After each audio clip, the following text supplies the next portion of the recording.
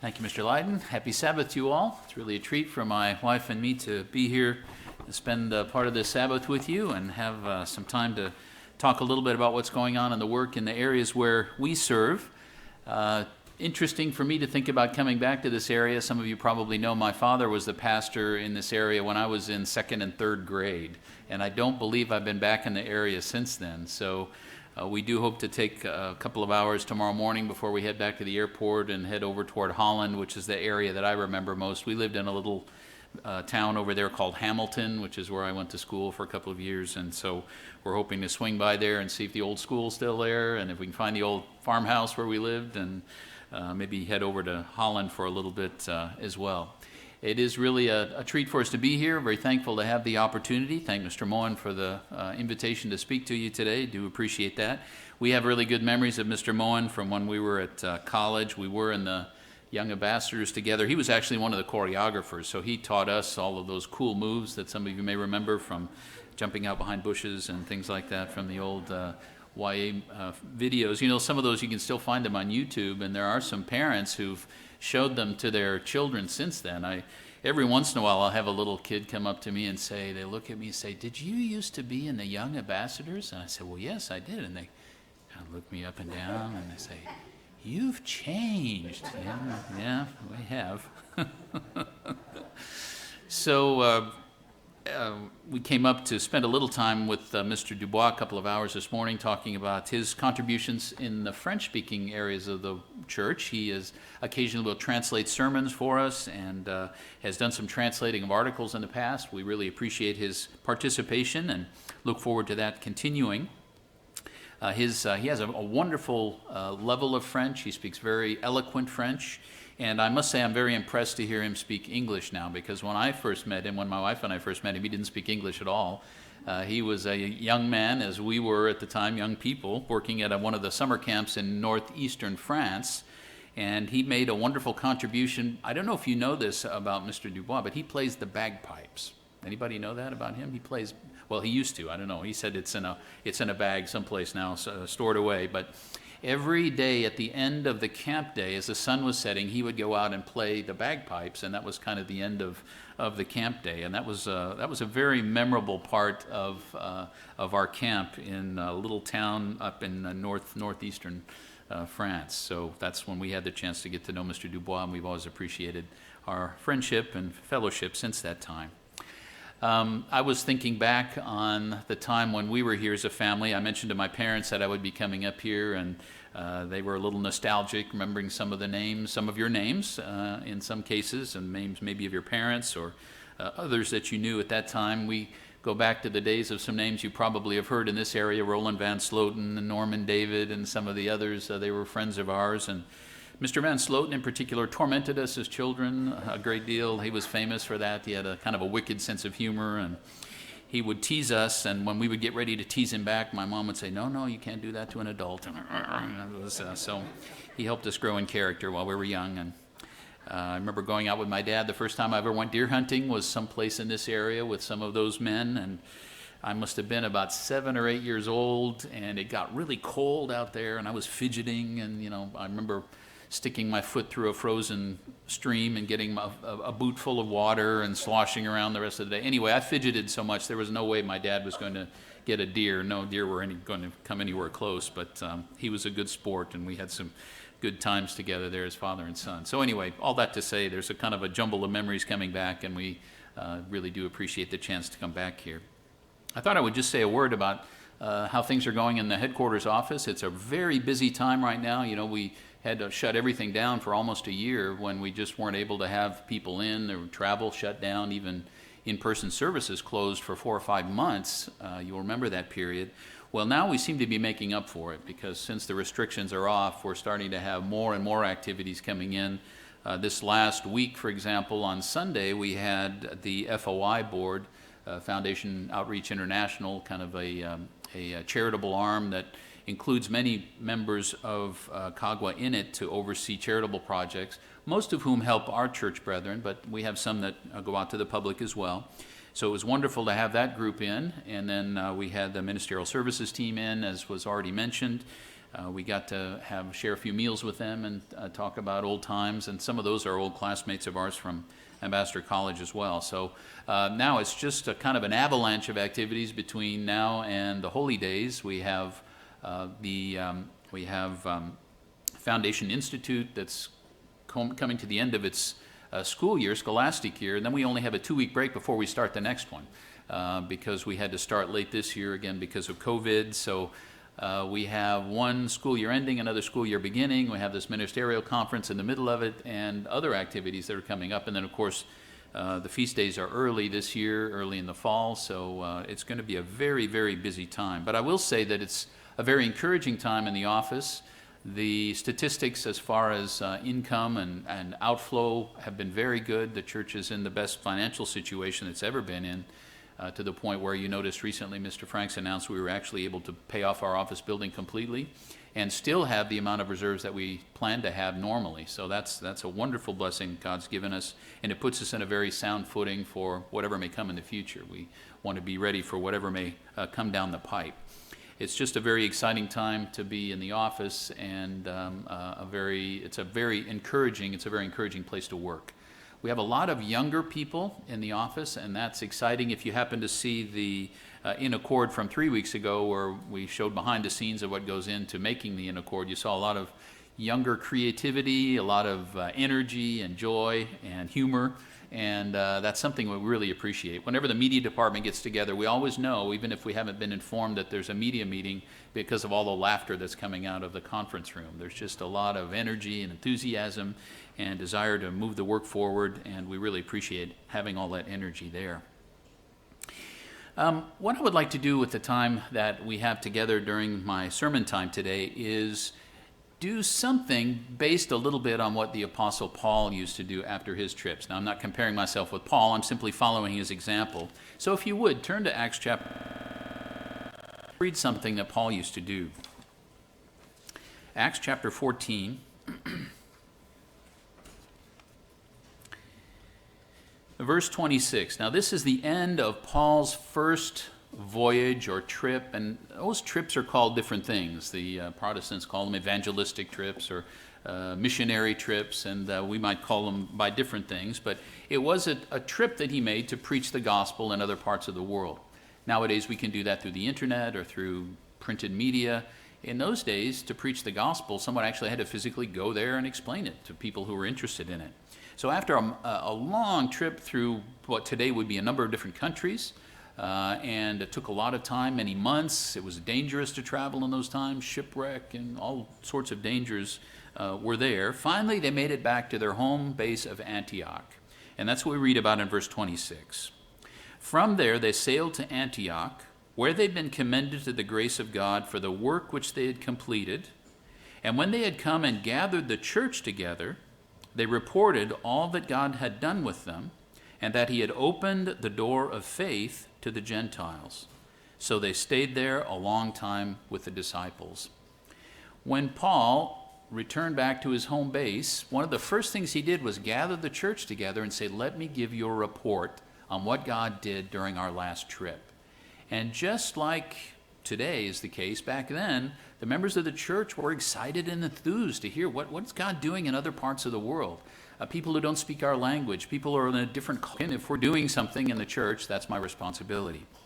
And so what I would like to do today is show you, I decided to take a particular tack.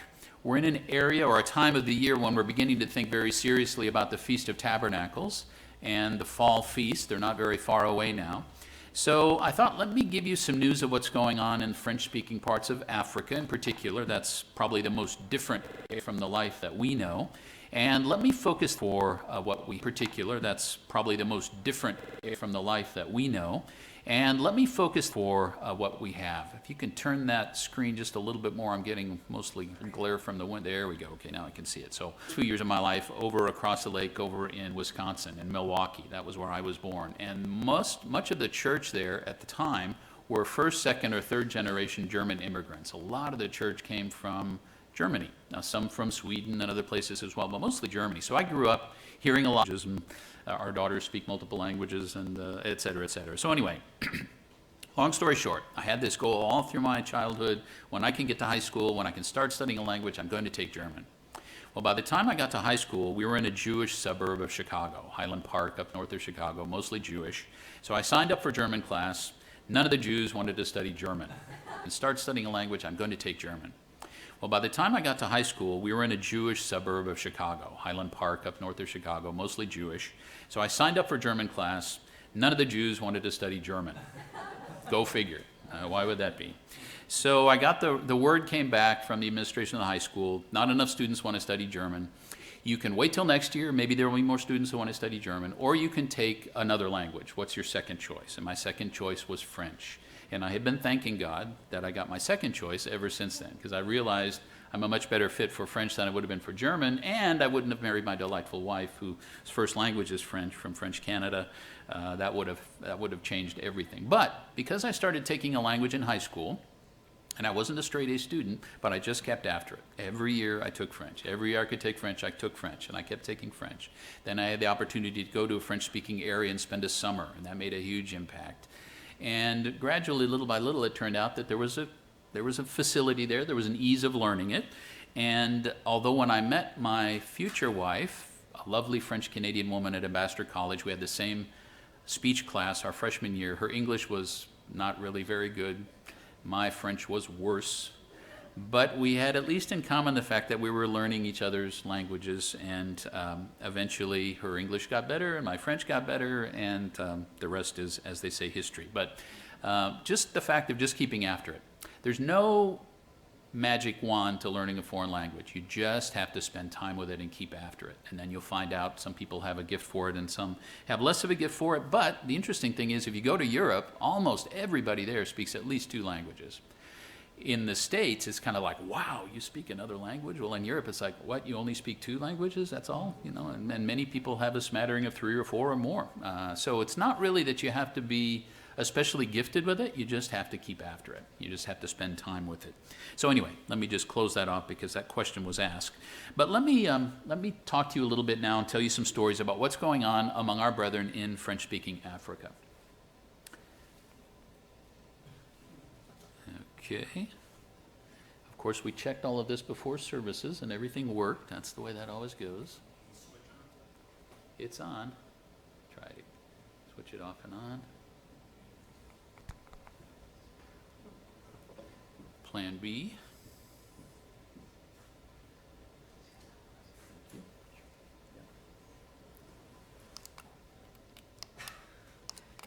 Okay, we may need to go to Plan C. Try it again.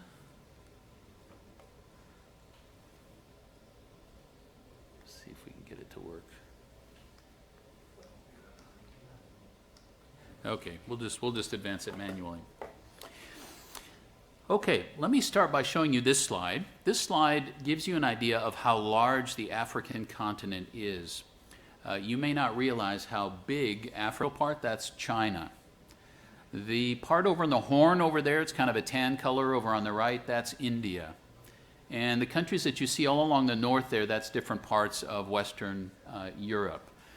So all of that to say, it is an extremely large continent. Much larger than you have the impression of when you look at it on a flat map. It's larger than, again, all right.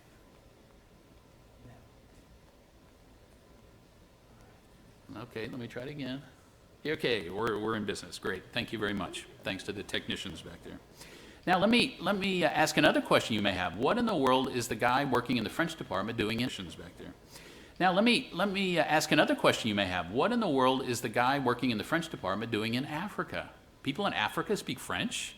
Actually, they do. And why is that, you may wonder? Because France was one of the great colonial powers after the United Kingdom, after England. England had the most colonies in Africa, but France was number 2. So all of the countries that you see here in this purplish blue color, those are all former French colonies. So in any of these areas here, and these are the areas where I work, generally in Africa, these are places where if people go into higher education at any level, they're going to have to speak French, because the higher, if you go to college or beyond, that education is going to be administered in French, and France still has a hand in a lot of the educational systems in these countries. So this is why the French department is involved in Africa. Now let me tell you something else that's surprising to people sometimes.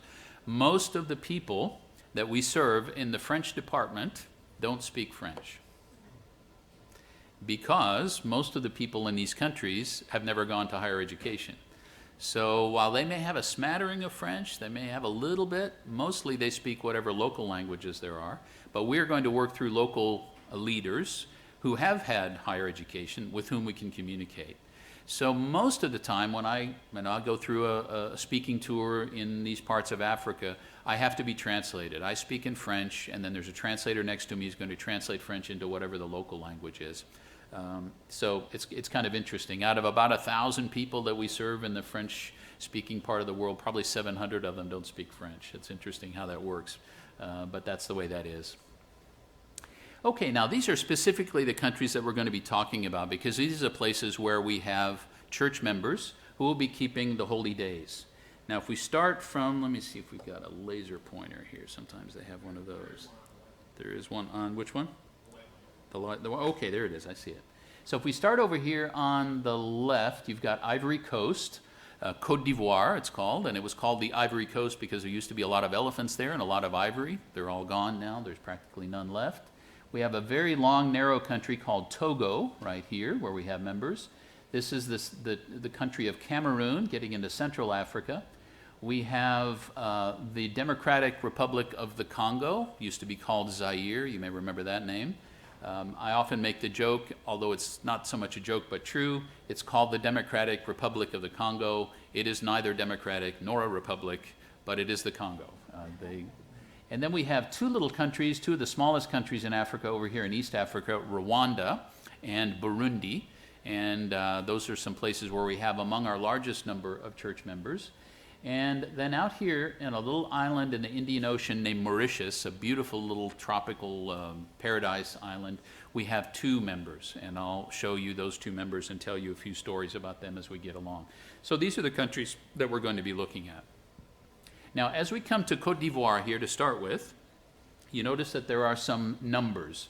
And I'm going to show you these numbers for each of the countries that we look at.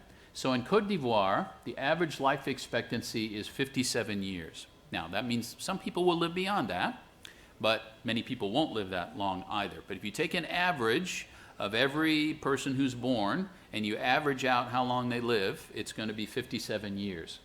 To give you a comparison, in the U.S., it's 79. It actually may be a little bit less than that. COVID has knocked that down almost 2 years over the last couple of years because of, various reasons, but about almost 80. The other figure I'm going to give you is the gross national income. This is how much money people make, all of the income in the country, divided by the number of people. So the average amount of income that someone in this country is going to have. And you can see that in the gross national income for Côte d'Ivoire is $2,290 a year per person. To give you an idea, in the U.S., the average is $65,700. So obviously, the difference in the standard of living is going to be quite noticeable. These windows that you can see that were blown out in one of the big skyscrapers in the center of town, and Abidjan, the main city, has one of the most impressive skylines of any of the cities that you'll find in Africa here. But these were all destroyed by automatic weapons because there was a civil war that went on here for over 10 years. And actually, when I first started going into Ivory Coast, I would see UN patrols going through the center of town. When I would come in from the airport to get to my hotel, I would have my papers checked at checkpoints about every few hundred yards, sometimes 10 times before I get to my hotel. And there was active fighting going on in different parts of the country. At one point, when I needed to visit some new people that were interested, I actually had to go into rebel-controlled territory. And when I got there with the vehicle that I'd rented, there were rebel troops there with automatic weapons. They took my passport and acted as if they were a country. They noted the number, they charged me money, they wrote down all the information on it, handed it back to me, and let me go into occupied territory where I was able to go in and visit people who are interested in the church and who are now baptized members of the church. That situation has resolved itself. About 10 years ago, there was the Civil War came to a head. The president actually had to be blasted out of his bunker in the center of town here, and our church brethren who lived in the area, they heard this battle going on. So they were down, they told me they were down on the floors of their houses because there were bullets whizzing around, machine guns were firing, artillery was firing, and they and their children heard all of that going on. This was right after the end of the Civil War, and when I came into town for the first time afterwards, the windows had all these windows had been blown out of the big buildings because of the firefight that occurred there.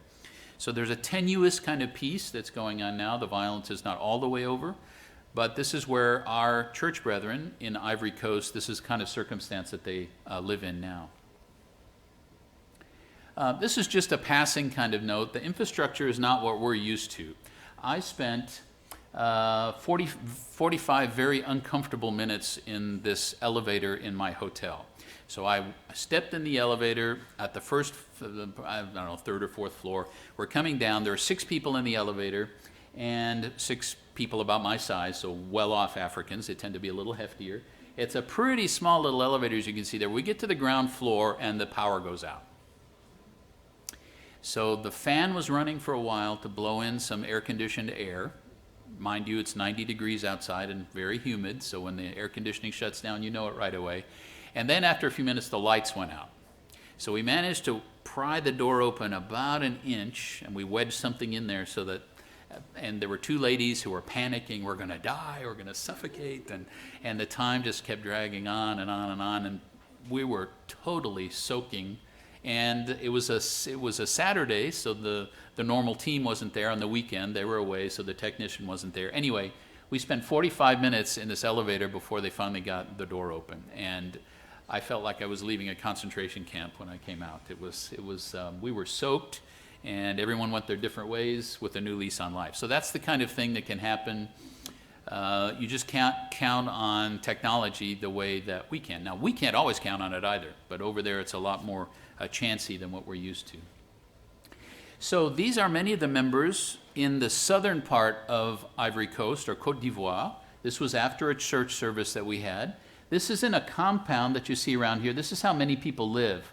So there'll be a compound with a wall around it, and then there'll be houses kind of along the inside of the wall, and a different family can rent one of these different houses. And there's one gate that they can close at night for safety's sake because of theft or other things. And it's almost like a little village forms. You get to know your neighbors, you rely on each other. There may be a little well in the center of the compound. And this was after a church service. You'll notice that many of them are wearing clothes that are made from the same material. They love to do that if they're going to do anything together. So this was the corral. This was the local corral. And they made their own clothing out of the same material. And you can see how happy they are to be all together. This is the little village where everything began for the Church of God in Côte d'Ivoire. This is called Lamé. It goes back to the French colonial period, and it's actually a village that was built in an agricultural research center. So they are working on developing new kinds of palm trees or other kinds of fruit-bearing plants that can be used in the area. So this little village is over 100 years old, and some of these houses have been there that long. In fact, you can see how the street level has washed down because of erosion. The roots of the trees are sticking up a foot or 2 out of the ground. The foundations of the houses are visible now. That's just erosion that's come from the monsoon rains over time. This is a typical house of what some of our members might live in. This was the house when we first arrived. This was the house of one of our female members there, mother and grandmother. And so you can see that the houses are just made out of mud brick, and then over the roof they've got some plastic, which is a big improvement over nothing but leaves, and then they put leaves over the top of that. The leaves actually keep the sun from heating it up too much. So this is a typical house. This is what it would look like on the inside. See, she has mosquito nets hanging from up top. Not much in the way of furniture. They do have, they'll have a pad, a foam pad that they can roll out at night on which they sleep. And the mosquito nets are very important because one of the most dangerous things in all of Africa is the mosquito. You get malaria, you can get dengue, you can get a number of different diseases from it. So people have to sleep under mosquito nets in order to protect themselves from getting bit. And in spite of that, almost everybody has had malaria at one time or another, and it's a disease that kills many, many people every year. Usually not adults. It tends to kill the very young babies and the very young and the very old who don't have the resistance to the disease. But that's a great difficulty in this part of Africa. Now we were able to give her some help. This is the same lady in her new improved house. Now she's got a tin roof, which is much better, much more resistant. You see she's got a little bed in the background there. We were able to give her just some slight assistance. Now one thing we try to do, and this may sound hard, but this is the necessity there, we try not to radically change their standard of living, our members. The reason for that is, I explain it sometimes. Imagine if Bill Gates became a member of your congregation here, and he said, "Oh, I can't believe you're living in such limited circumstances. I need to help you. Let me help you get into a better house. Let me help you have a better car." And he starts handing out money to different people in the congregation.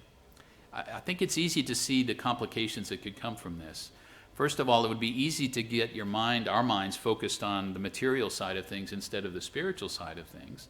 Secondly, people can start to compare, well, he got that and I only got this, and that doesn't seem fair, and it's never totally fair. And the other problem is sometimes people in the village start saying, wow, if you join that church, you get a better house. I want to be a part of that church. And then you get people coming for the wrong reasons. So while we do try to improve their standard of living through things like education, maybe we'll help them get a slightly better roof, we try not to do anything that's going to make a radical change in their standard of living. If God wants to grant that to them, he can. We encourage them to learn how to work hard, how to be better educated. And if God wants to grant that to them, he certainly is able to do that, and he has done that with many of our brethren. But as far as giving things or making assistance available, we try to be very careful about that. Okay, not to put too fine a point on it, this is the local on the ground with some rocks over it, and that's the restroom. And if you're going to take a shower, you take your little tub of water in there, and you can close the door and you can shower off using a bowl of water and a little basin of water. That's the way people live in most of sub-Saharan Africa, and that's the way most of our church brethren, that's their daily life. Not all of them, some do better, but this is common. Okay, here's a church hall that we were in the process of building. It now has walls that go all the way up, but it's got a tin roof. And this is a hall that we have built for them to be able to have Sabbath services. Once they get beyond a number of people where they're able to meet in someone's living room, then we try to put up a shelter that's appropriate for them so they can be dry during the rainy season and have a place where they can meet for services. And that's what we're doing here. Here, if you notice in the background, you can probably make out it's raining very, very heavily. This is during the monsoon season, and when it rains, it really rains. So you can't really go out. There's not a lot you can do other than just sit in fellowship until the rains pass. And this is an interesting thing that we try to do for many of them. This is something that we can do inexpensively. It's a real help to them without causing a lot of complications. And that is I'll bring in a suitcase full of used eyeglasses, maybe once a year.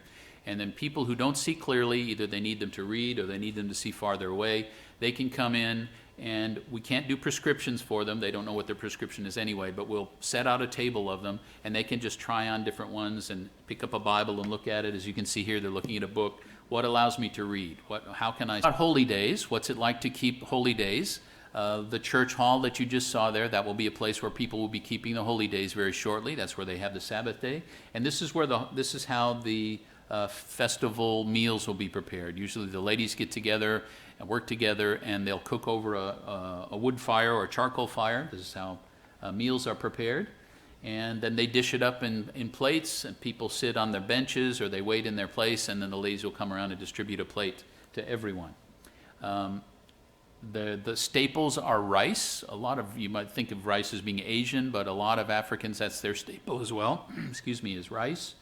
Or a dumpling made out of different kinds of roots that they pound together. And I may be able to show you some of that a little bit later. But this is a typical meal. This would be a festival meal. This isn't something that they can have all the time. One thing that we always try to provide for them, if they're not able to provide it themselves, on the holy days we make sure that they have some meat, either some meat or some fish, chicken or beef or fish, because that's not something that they can always afford. In fact, In Ivory Coast, they can have it a little bit more often, but in the poorer parts of Africa, this isn't one of the poorest parts, they only will get meat about a couple of times a year. That's what the average person has in the way of animal protein. The rest of the time, it's beans and rice or some vegetable combination that will make a protein. But we make sure that on the holy days they have some meat. And here they are enjoying a meal. This was after one of the services that I had with them there. They're handing out a dish of rice with sauce on it, some vegetables, and a bit of animal protein. And you can see they're very happy. It's a festival. Now we're driving up a little bit, actually not a little bit, we're driving up about halfway up to the north of the country because we have a few people, about 20 in the area of Abidjan, down toward the coast. And if you drive about 8 hours north up through roads like this, we have another group of people that God has called out in the middle of nowhere. This is one of the reasons that I know this is the Church of God and not the Church of people, because I didn't even know where this place was. Nobody said, Joel Meeker, you should go start a church out there.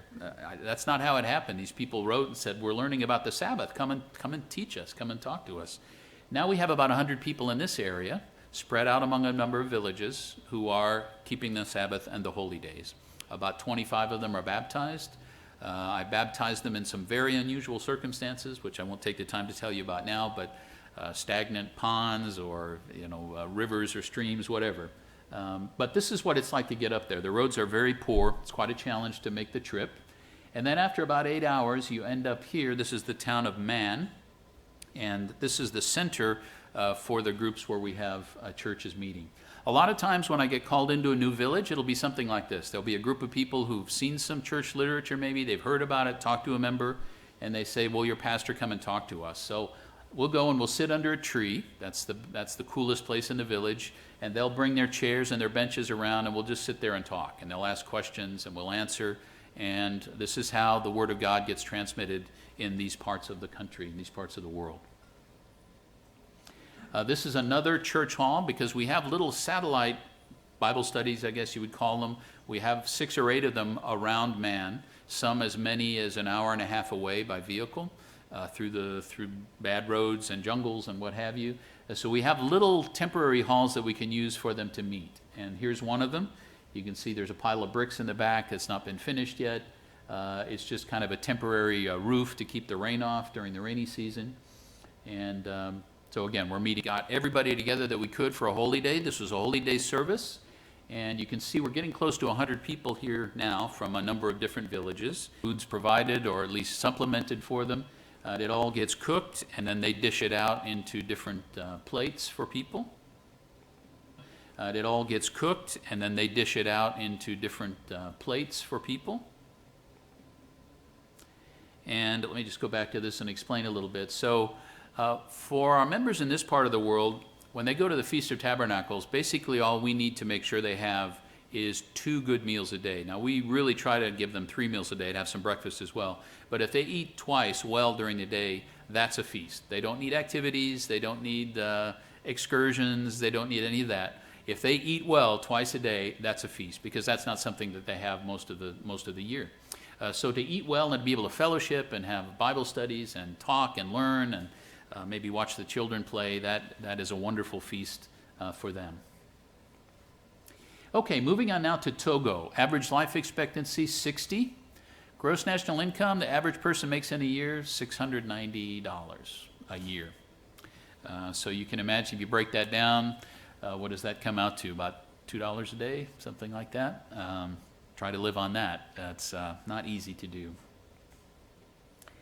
So these are business women. A lot of the business in Africa is done by women. They're hardworking. They're focused on doing their business, and these ladies are transporting goods the way many goods get transported, which is on somebody's head walking. They have a nickname for these ladies. They call them Nana Benz. Nana is a French slang word for a woman, and Benz comes from Mercedes-Benz. So these are the Benz ladies. Like, they're very successful. One day they will be riding in a Mercedes-Benz. And many of them end up doing that. They can be very, very successful at their business. They're very focused, and they can be quite successful, as I said. Transportation, once you get out of the main centers, it's not to be taken for granted to have motorized transportation. So you would be amazed how much you can stack onto the top of a van. And this is not uncommon. This is not an uncommon, I see this all the time. They kind of say when there's not any more room, there's still more room. That's basically the way they do it. And this is goods being transported. I don't know if you can see in the back here, but the whole back is full of bananas. That's bananas, window to ceiling, and then whatever they've got on the roof there. So this is heading north out of the capital city in Togo. We're heading north to where the Feast of Tabernacles site is for our church brethren there. Now we do have two members, probably our two members who are the most well off of any of our members in French Africa live here. They're both well educated. One has a master's degree. He works for the United Nations as a consultant.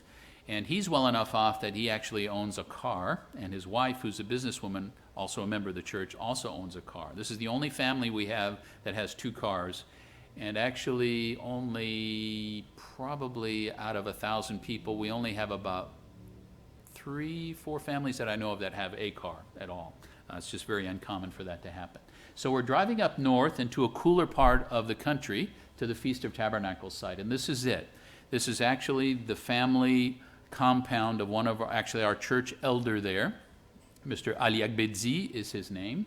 This is his family compound, and they built it up over the years, not completely finished yet, but this is the feast site in Togo.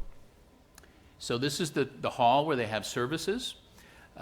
You don't want it closed because there's no air conditioning. It's extremely hot, wiltingly hot, so you want it open like this is so you can catch a little bit of air coming through.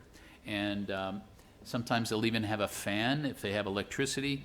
You can put a couple of electric fans around, and that makes it a little bit more comfortable. So this is where they have services during the Feast of Tabernacles. This is a common meal. The ladies oversee this. They take turns, but one of the ladies will oversee the work that's done by others so that they can share their meals together. The ladies in this congregation are very well educated, and they are very careful about hygiene. Some places we have to be careful what we eat. Here we don't have to worry about it. We've always eaten with them, and we've never had any health issues as a result of it. You'll notice on the side of this particular room there are bars. That's because of crime. Burglary is a huge issue all through this part of the world, so they have to take their precautions. And when we have services here in this area, it almost feels like we're in a cell because there are bars all around, but that's how you're safe. And here they are at the Feast of Tabernacles. Now, you'll notice here, they've got a big banner about the Feast of Tabernacles that says Holiness to the Eternal, one of God's titles. And here you see they've actually got a television screen where they're able to show sermons that have been pre-recorded. Because we don't have elders in all of these areas for the feast days, we provide pre-recorded sermons for them on video, and then they're able to watch those and listen to them. So this is what a service would be like during the Feast of Tabernacles in Togo. And in the evening, they do have activities, but like I said, they don't have to have excursions or go to the arcade or, the things that our children might look forward to, some fun thing. Just the fact that everyone's eaten well, and then they'll have Bible games. They'll maybe have a Bible bowl game for the children. That's what's going on here. Or they'll practice and demonstrate some of their local tribal dances and songs that they've learned. And so there's a lot of fun shows, talent shows as we would call them, and that makes for a wonderful Feast of Tabernacles for them. Here they are, some of the young people demonstrating some of their tribal dances. There are different tribal groups in all of these countries. They may speak different languages as their first language, and each of them have their own tribal traditions and dances, some of which may have a pagan feel to them, and some of them don't. So they're careful to use the ones that wouldn't be in violation of anything that God has in His Word. They do sometimes do an excursion here. This is an excursion to a local waterfall, which is pretty famous in the country. And here they are standing out there. The brave people actually will go in the water. It's kind of cool and refreshing. Now we're moving on to Cameroon. Average life expectancy, 58 years. And gross national income, $1,500 per person per year. So a lot less than what we're used to. This is the Vuri River. And this is where Cameroon actually got its name. Cameroon in Portuguese means shrimp. And when the Portuguese first landed in this river, they looked in there and said, wow, there's a lot of shrimp. Let's call the place Cameroon. And that's why it's called that now. So you can be happy you don't live in a country whose name is shrimp. This is typical in the center of Cameroon. It gives you an idea of what people have to do to make ends meet. Remember, there's no Social Security. There's no money for poor people. You just gotta hustle and find a way to make it on your own. Because if you don't make it on your own, if you don't have family to help you, nobody's gonna help you. That's just the way life is here. So, for example, these are the peanut ladies, and they have been there for as long as I've been going here. A couple of generations. I've seen probably several generations of peanut ladies. So what they do is they get old whiskey bottles that have been discarded. They wash them out and clean them out. Then they buy raw peanuts and they roast them, and they put them in these whiskey bottles, and they just sit there at this intersection, and cars that come through will buy the peanuts. Peanuts are an excellent source of protein. If you can't afford animal protein, peanuts are a good replacement for that. And so peanuts are an important part of local people's diet. That's what these ladies do. That's their life, is they sell peanuts. Bats. Interesting bit of color. You might not think of this, but there are in many West African and Central African cities, large cities, there's an urban population of millions of bats. Big bats, bats with a wingspan like this. And at dawn and dusk, they all come up out of the trees and they flood the sky. You can look out the window sometimes of my hotel room, and I'll look out and I will see thousands upon thousands of them going back and forth looking for insects to eat. And they're big. If one gets close to my window, it's rather startling because they're really big. This is what traffic looks like in the center of town. It is really bumper to bumper. That's a good word for it. Pedestrians are trying to make their way through the vehicular traffic, and potholes can be immense. This is the first place, Cameroon was the first place I ever saw a pothole that was so deep that when we drove down into it, I couldn't see out of it. So the whole car drove down into it, and I couldn't see out of the pothole from my seat. And then we drove back up on the other side. This gets dangerous after a hard rain because you don't know how deep that hole is. You may drive down in there and not come out again, and I've seen that happen a few times. So I don't complain about road work when I get back from these trips. It's not great in Dallas, I can tell you. Okay, so here, this is a house of one of our church members in rural Cameroon. She's actually, there are now 4 generations in the Church of God in her family. Her parents came into the church originally. She is now the kind of the matriarch of the clan. She has children who are in the church, and they're now grandchildren who are her grandchildren, great-grandchildren of her father, who are members of the Church of God. So this family goes way back into worldwide days. And this is an interesting place where I have made a number of visits out in the middle of nowhere. This is her kitchen. This is typical of a kitchen that ladies would work with. This is cooking over charcoal. And their meals will be prepared that way many times for feast days. This is a group in the main city of Douala. You can see, if you're having trouble picking out my wife, she's over on the right side there, this one right here. Actually, we stand out fairly well in those crowds. So these, like I said, these are church families that go back all the way to worldwide. So they've been in the church for a long, long time. And this is a house that we'd rented for them in the background. They've outgrown it now, so we don't have a hall currently, but we're looking at trying to find one that will fit once the COVID thing is over for them. So this is what a church service looks like, either on the Sabbath or on the holy days. And everything is very neat and clean on the inside. It's dirty and foul on the outside, but they keep the inside of the house looking as nice as they can. And everyone dresses as well as they can. They have one really good pair of clothes. A lot of times, sadly, in our Western world now, we kind of look down on dressing up. We want to be casual and torn jeans all the time, and I shouldn't have to dress up. In these parts of the world, people take that very seriously. It's a privilege to be able to have clothes that you can dress up in. And when they come to church, they are spick and span. Just the clothes have been, they've been sewn up and they've been pressed, and they look very, very nice. Little baby being born, just born. This is a hotel that we have sometimes used for some church services. The members really like this place because it's air conditioned. None of them have air conditioning at home. But when they can go to church and sit in air conditioning, I can tell you it makes it a lot easier to stay awake during the sermon. I mean, sometimes we have trouble even with air conditioning. Can you imagine if it's 90 degrees and humid and the afternoon, maybe you just had lunch and you're listening to a sermon? It's a challenge. It's a challenge. We will occasionally cater meals for them. This is not really very expensive, locally speaking. And we try to do this when it's possible. We do this for the holy days in all our locations. It's not always possible, but we try to give the ladies in the congregation a break as well so that they're not always worried about food preparation. But this is one that we catered. Another one that we catered for them. So these are fried bananas, rice, fish, chicken, and fruit, as you can see. So a very nice meal. And like I said, for them, the feast is really about, the physical side of the feast is just eating well. They don't worry about activities. They don't worry about scenery. They get a couple of good meals in the day. That's all they need. This was the night to be much observed, which we observed, my wife and I, by candlelight because the electricity went out. This is also not an uncommon occurrence. So there was a heavy rainstorm, the electricity went out, and we waited and lit the candles so that we could enjoy a meal with them, which we did. Okay, Democratic Republic of the Congo, one of the poorer countries that you will see. Average life expectancy 60.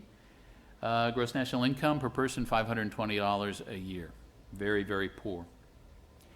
You may wonder, what are these guys doing back here?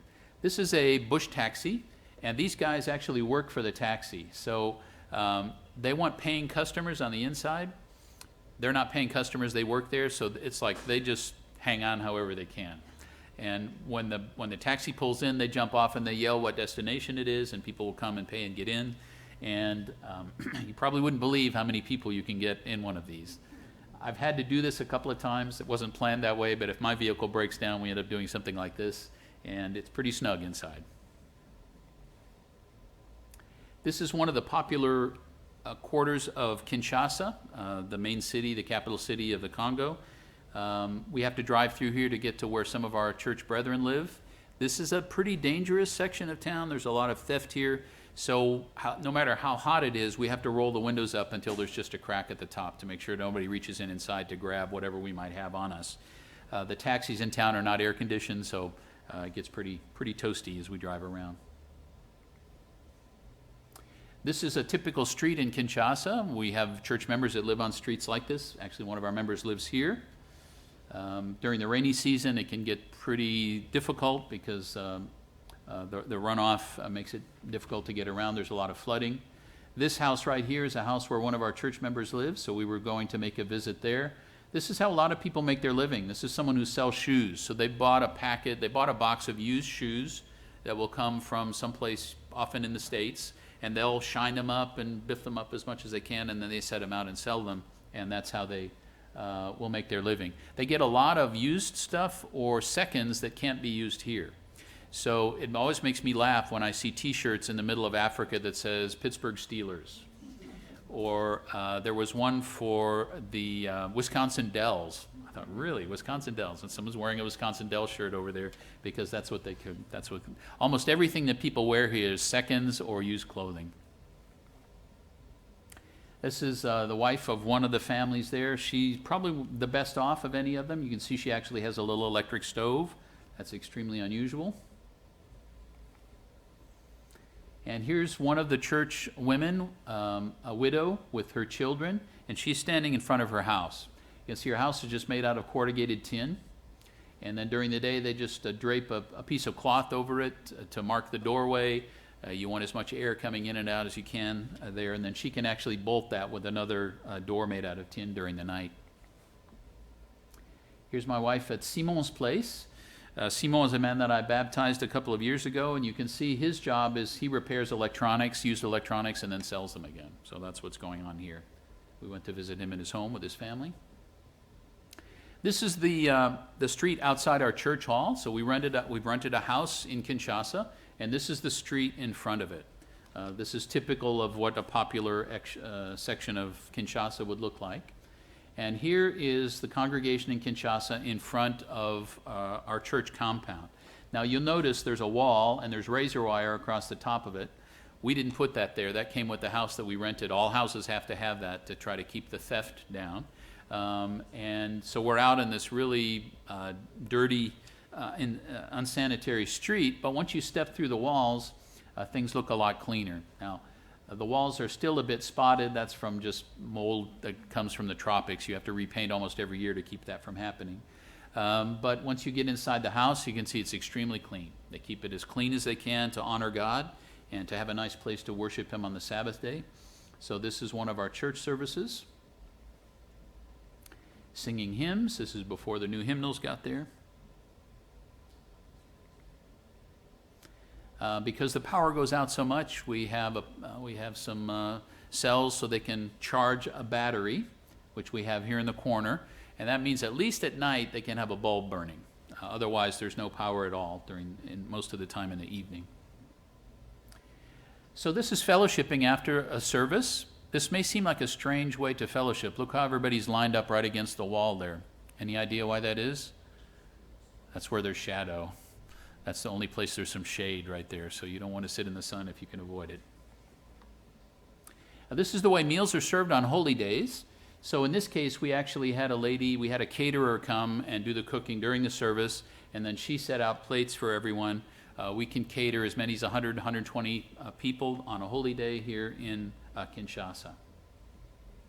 So this is the big dumpling that I was telling you about. It's called fufu, and they pound it together from different tubers, and it's like a big dumpling, and it's a favorite there. I don't care for it myself, but it's a favorite. And here he's eating some chicken. This is what so this is them making fufu. They're pounding it with the mortar and pestle, and after each time the pestle comes down, as it comes up, the person on the ground will turn it over with their fingers. And so it's pound, move, and we're always worried they're going to lose some fingers in the process, but I've never seen it happen. They always manage to get their hands out of the way in time. And here the ladies of the congregation are dishing out the food to make sure that it's evenly distributed. Here they have some dried fish, and this is a yam, and then looks like chicken over here. So we try to make sure that they have a good, fine meal on holy days. Here they are serving it out. And this is everyone enjoying the meal, including a soda pop.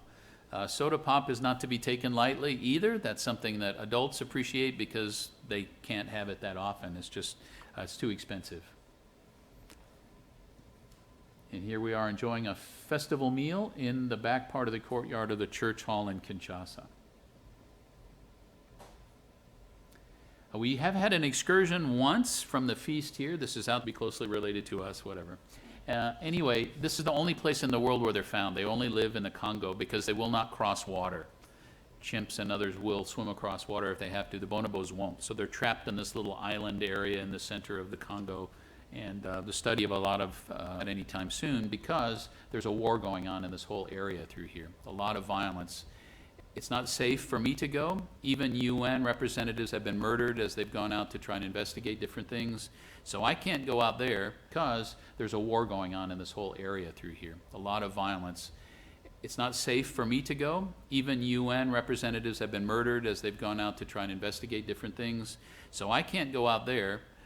We probably have over 100 people that are interested in different groups. We can't pay to have all of them come into Kinshasa either. So what do? Right now, whenever I go, I have some of the leaders of the local groups come in and I spend time with them. That's a kind of that's the best we can do for the moment. How are we going to serve these people? Lots of people want to be baptized out there. How are we going to do that? We need to have a minister who's able to baptize them. I can't go out there right now. It's really not safe to do that. Nor can we pay to have all of them come in. That would be cost prohibitive as well. So what do? I don't know. We're waiting for God to show us what He wants us to do with this situation, and we're trying to do the best we can for the moment. We're sending lots of literature in there. We do bring a couple of representatives out, and I spend a lot of time with them whenever I'm in the region. So that's what we're doing right now. But God seems to be calling a lot of people here. We just can't reach them for the moment. So we're waiting to see. We're waiting for some guidance on what we should do. Next country, Rwanda. Average life expectancy 68. GNI $820 per person. So again, not very well off. One of the neat things about Rwanda, though, is it's one of the places where you can see the mountain gorillas. And I've had the privilege of doing that. I've actually been up to within, well, the big males, you want to keep your distance, don't want to get too close to them. They weigh about 400 pounds, they're solid muscle. Even if they just want to move you out of the way, they will break your bones doing that, because that's what it is. But you actually can get up close to them, and if the male looks at you and then looks away and goes back to eating or whatever, that means you have permission to be there. And when you pay the fee to go up there, you're allowed 60 minutes close to them, then you have to leave again. But sometimes the young gorillas are really curious, and they'll want to come right up to you. And then you have to back off, because you don't want to make the male uncomfortable, and they can catch the same viral diseases that we can, and they don't have the same resistance that we do, so it's dangerous for them. But I've actually had, I'll tell you one story. I was looking one direction, and the ranger who was there, he said, "Move." And I thought he was talking to somebody else because I wasn't doing anything. And then he said, "Move." And I looked over, and he was looking at me, and I looked over this way where he was looking, and there was a female with a baby on her back right there, arm's reach away. If I'd reached out, I would have touched her. Well, the males are very protective of their young, obviously, so you don't want to get between them and the baby, or it could be uncomfortable, so I moved. But anyway, those are the kinds of things that can happen there.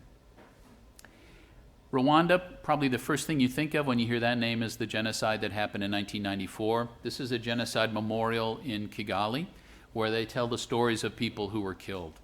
In a 4-month period, mostly a 2-month period, but between 800,000 and 1 million people were murdered in very atrocious ways.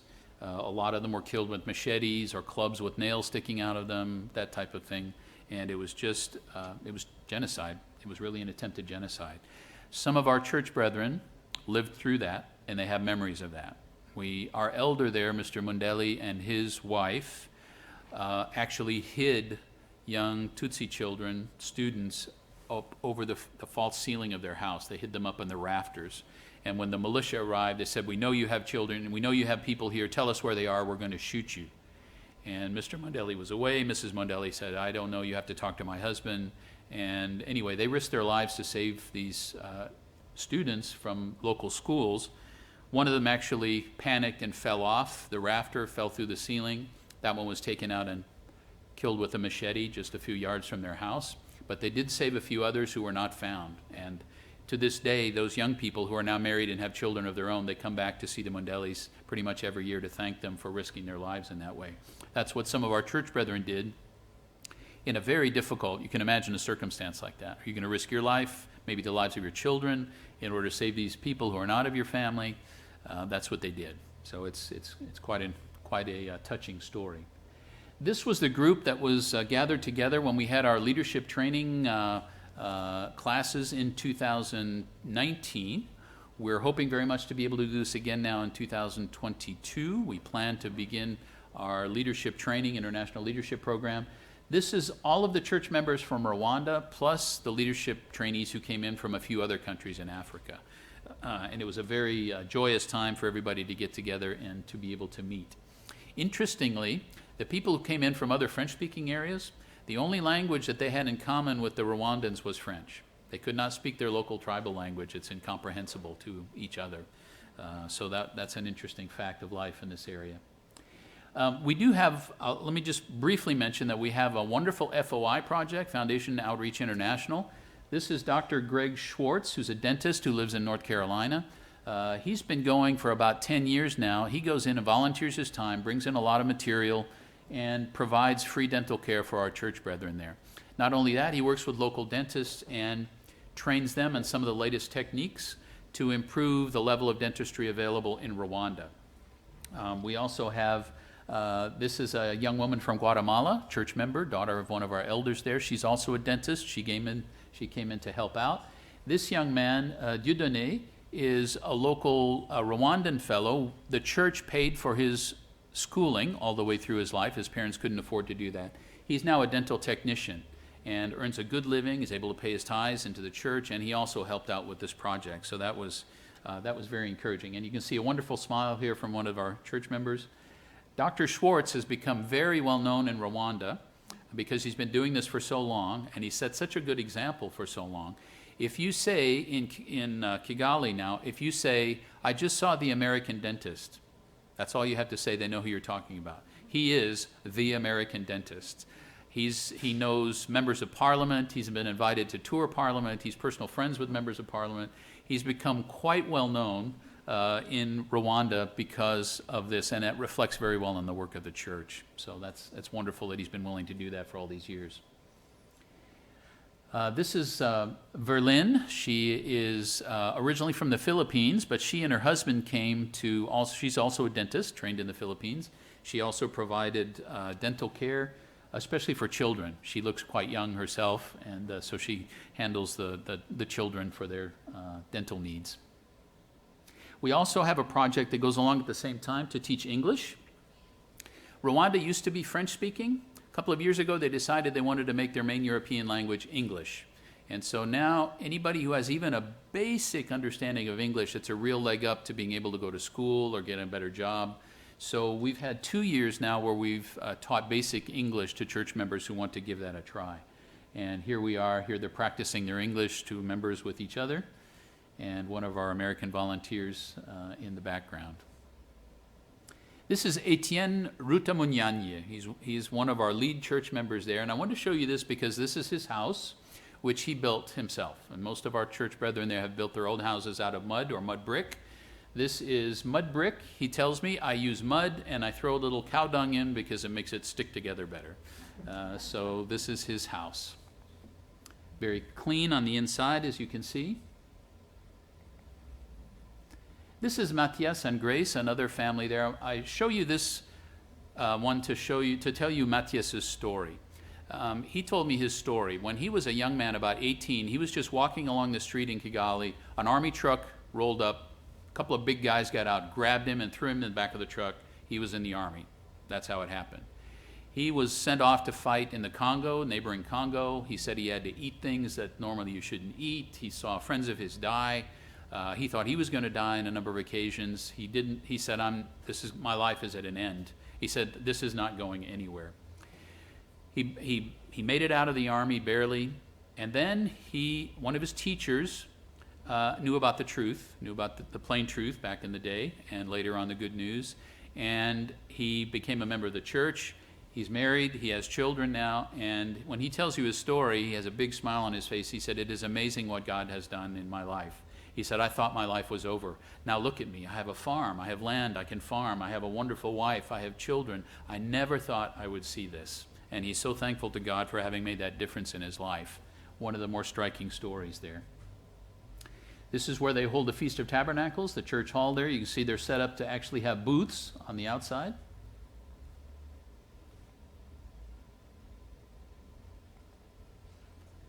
Have some tents as well for the feast. Truly temporary dwellings. And this is how meals are done. Now they're preparing some brochettes from a goat here. And I asked them, why do you leave the head on the carcass while you're preparing the animal? You know you're getting goat. Because they have to worry about things like that. So here he's making brochettes. Local fellow we hired to do that. Here's the problem. What do we do with the 2 goat heads? Nothing goes to waste. That's a very valuable commodity. But how do you divide a goat head up among 60 people at church? What do you do? What would you do? We gave it as a tip to the cook and his assistant. That way nobody was left out. We gave it as a tip to the cook and his assistant. That way nobody was left out and everybody was. In Burundi, they've never seen light-skinned people before. So when I show up, they're really checking me out. Like, what is this? And sometimes their parents make them come up and shake hands with me to be polite. And I see these little guys come up, and they shake hands with me, and then they look at their hand to see if the whites come off on their hand. This is a stone where Stanley met Livingston. Remember that story? Dr. Livingston, I presume. This is probably not the original place where they met. They met a couple of times, but it was in this area where all of those stories happened. Very rural, out in the middle of nowhere. This is where a lot of our church members live. They live in little remote villages like this. It's amazing what you can transport on a bicycle if that's all you have. Those are all tomatoes being transported into market to be sold. You can even transport a bedroom set of furniture on a bicycle if you would like to do that. Firewood. Anybody need a stair of firewood? Yeah, I got that covered for you. Or yams. Carry quite a lot of yams on a bicycle to bring it into market. Or how about this one? I'm going to give you a second to figure out, see if you can figure out what this is. What are they transporting on this bicycle? This is market day. They're taking something in to be sold in the local market. That is a cow that's been butchered.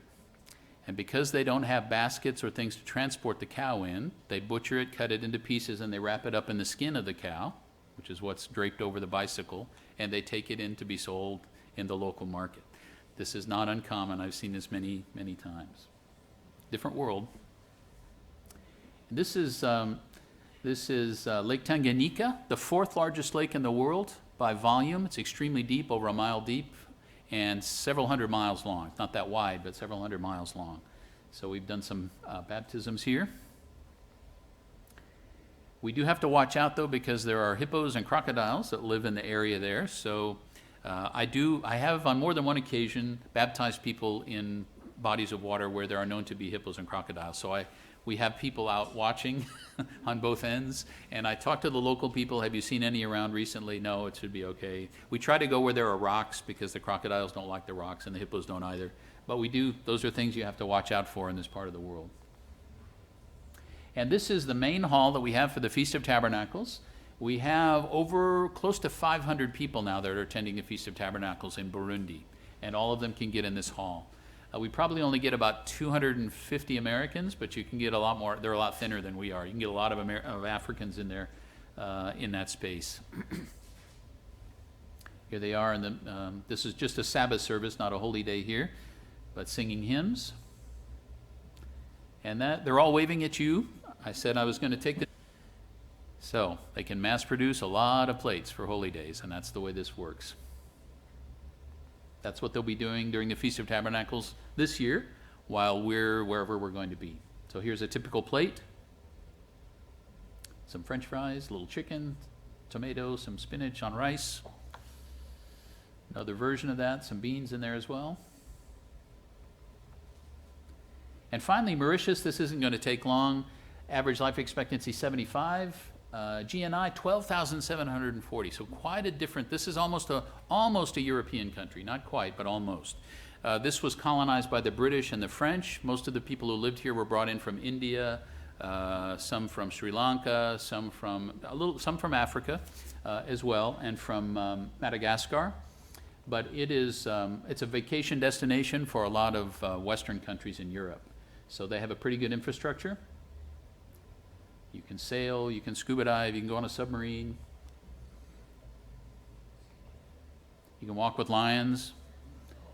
I thought my wife should go first on this, just to... She's brave about those things. Actually, you can. This is about a 3-year-old lion, and until they get to be about 5, you can still work with them a little bit. After that, nobody gets close to them anymore, even those that have raised them. But you can do it there, and we both live to tell about it. Marketplaces, this is kind of a modern, not so modern place. You get a mix of things, typical. These are the Hindu deities that are worshipped by most of the people on the island, deities that will cut your head off and rip your heart out, and all those things that go along with Hinduism. And these are our 2 members there. We used to have more. Some have died, some have kind of just fallen away. But this lady here, she's been a member going all the way back to worldwide. So she's been a member for 40 years or more by now. And Saloni here actually came out of a Hindu family. She converted to Christianity. She married a man in the church, a church member, and he died sadly very young, had a stroke and other complications and died. But Saloni is still very faithfully holding to the truth. These are our only 2 members on Mauritius, and still faithfully holding to the truth.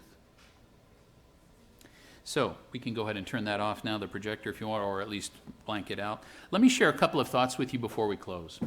Based on what we've seen, I hope you found this interesting and enlightening, and I hope maybe you'll have a thought for them when you're keeping the holy days. They are very different from ours, and yet they're pursuing the same spiritual goals that we are.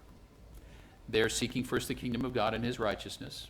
They want to be in the kingdom of God at the return of Jesus Christ. They understand the importance of developing holy, righteous character. They're teaching their children the fundamentals of the Bible so that they can have a better life. They want a better life for their children, righteous character. They're teaching their children the fundamentals of the Bible so that they can have a better life. They want a better life for their children.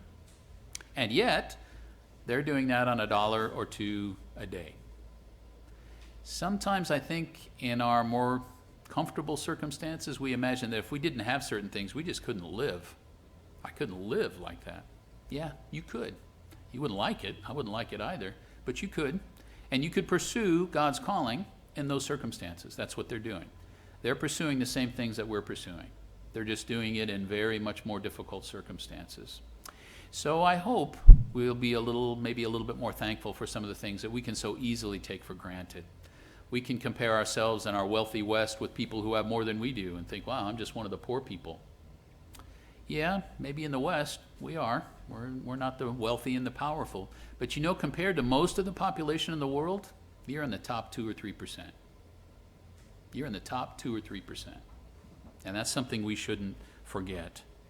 So we should be, I think one reaction we should have when we see things like this, we should be very thankful. We should be thankful for a couple of things, not just the fact that we have so much physical abundance, although we do, but also because we have the truth of God, which is the most important thing that we can have. Our brethren over there, they have that too. They're pursuing the most important thing in life. And you can do that without having all the wealth that we have.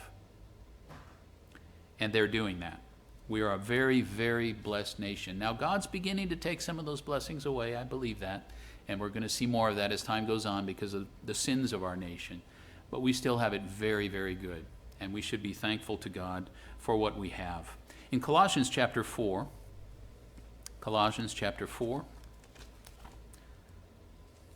verse 2. Colossians chapter 4, verse 2, Paul said, "Continue earnestly in prayer, being vigilant in it with thanksgiving." With thanksgiving. Take time to thank God in detail for what you have. When our daughters were little, we taught them that it was important to thank God for all of his blessings. And until we explained that to them a little bit better, you know what their prayer sounded like? God, thank you for everything. Now, here's what I need. The thank you was kind of this one big global, thank you for everything, all the good things. Now, here's what I need. And then it got very detailed. Please help me on this test, and please give me a bicycle, and please do this, and please do this. That's human nature. Thank God, that's this big global thing. Yeah, thanks for all the good stuff. Now, here, let me tell you in detail what I would like to have in addition. And I think even as adults sometimes, can't we fall into that a little bit too? Not take as much time to thank God for in detail, for all the things he's given us? It's good to take time to thank him in detail. One of the things I thank God for is the fact that barring something unforeseen, now I could get hit by a truck tomorrow, those things happen. But barring something unforeseen, I'm going to live 20 or 30 years longer on average than most of our brethren in that part of the world. That means I'll probably have the chance to see my grandchildren, if there are grandchildren. I have a better than even chance of seeing great-grandchildren. Most of them won't do that. They won't have that opportunity. Now, they're still, as I said, they're pursuing the most important things in life, but we just have so many things for which we can be thankful. I'm thankful for the fact that I never miss a meal unless I choose to. Like most Americans, I worry more about eating too much than not eating enough. They don't worry about eating too much. In fact, to say someone's fat, that's a compliment. I've talked to ministers, and I'll have to admit, it's happened to me. Oh, Mr. Meeker, you've grown so fat. And they're not insulting me or, not trying to, they're just, wow, that's wonderful. I'm so happy for you. And I remember having an African come to me one time and he said, I want to go to America. I said, really? Why do you want to go to America? I want to go to a place where poor people are fat. Because poor people aren't fat over there. Poor people are fat over here. They're not fat over there. They're stick thin, and that's the way that is. I never miss a meal unless I choose to. But that's not the case for most people in the world. As I said, we have a generous life expectancy. We have access to wonderful medical care. Okay, it's not perfect. I get that. We don't like having to pay for all of this, and it's expensive and whatever. But if you go into an emergency room, they will not turn you away. You go into an emergency room, they must by law treat you. We have access to all sorts of amazing medical treatment, and they don't. You know, in places where I just showed you on there, if you go to the hospital, they say, okay, we need $10 from you. That's like 2 weeks' salary. Before we'll let you in, you gotta pay some money first, or you don't come in. Even the emergency room, they may take you, but they won't treat you until you show them some money. Otherwise, no. So that's a wonderful blessing that we have. Education is easily available to us. Books are easily available to us. And if we work hard, we can advance really far in the career of our choice. And we can probably do pretty well. You can start with very little in the Western world, in the United States in particular, and if you work hard and apply yourself, you can go really far, and you can end up doing quite well materially. That's not the case in most of these places. They can work hard and apply themselves, and it's not going to go anywhere. That's just the system. So there are lots and lots of things that we have. We have more free time than they do. Most of them have to work from morning till night, hoping to get one good meal by the end of the day. We have all kinds of free time. If you want to try an interesting experiment, calculate how much free time you have. It's probably a lot more than you think, because we fill our free time with stuff. You know, we surf the web for a while, and we do this for a while, and we do. So we may not feel like we have a lot of free time, but we do. We have an immense amount of free time. We only work a certain number of hours a day, and then we choose to do whatever we want after that. What do we do with that time? What do we do with all our time? How much of that is devoted to things that really count? How much of that is devoted to Bible study or meditation or prayer or working to help other people who need a hand or whatever things that Christians would do with their time? You have access to all sorts of Bible helps. You probably have a number of Bible translations at home. They don't. They're fortunate if they have one that they can read, and many of them can't even read. We have Bible helps, we have multiple translations, we have concordances and Bible dictionaries and commentaries and atlases, and we can use those things all as much as we want. Many of those people can't even read, even if they had one. What a wonderful advantage that is for us. We have internet access. We can listen to a sermon or watch one and whenever we want. We can listen to a Bible study or read articles, or all of that's available. It's not available to them. They don't have that. So we have so much that we can be thankful for. Philippians 2 verses 12 to 16 talks about working out your own salvation with fear and trembling. We have a responsibility for our own salvation. And when we realize how much we have that other people don't have, maybe puts a little bit more responsibility on us. 2 Timothy chapter 2, I'm going to wrap this up pretty quick here, but I did want to look at a couple of scriptures with you. 2 Timothy chapter 2, verse 1.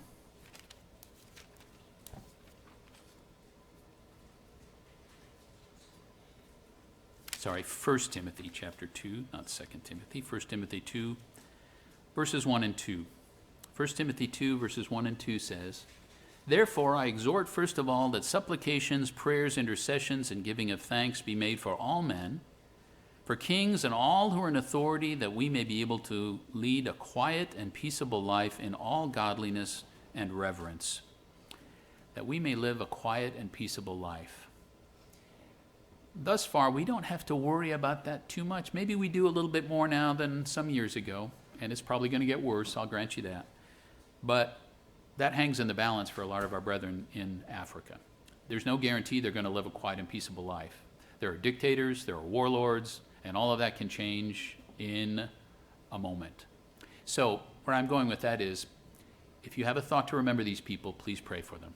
Pray that God will grant them stability, that He'll grant them a peaceable life, that they can pursue their spiritual pursuits the way that we can, because that's not guaranteed for them. It's not guaranteed for them.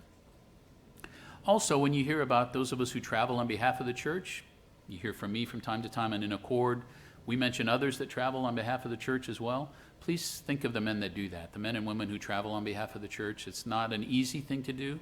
It's not without its risks and dangers, and we would really appreciate your prayers that God will grant us wisdom and guidance so that we can serve our brethren over there the best that we can, the best we can with His help. So I will finish with just one last word, and that is thank you. I would like to thank you all for being a part of the work of the church, because if we didn't work together, I wouldn't be able, with my tithes, to travel over there and do what I do.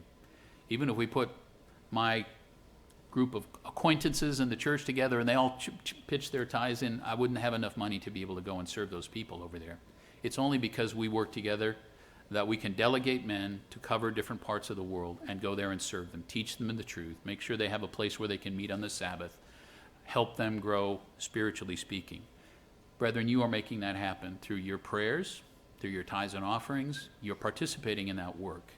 You're supporting those people, the weakest of our members as far as the material side of things is concerned. And I would just like to thank you for doing that and ask you, please keep up the good work.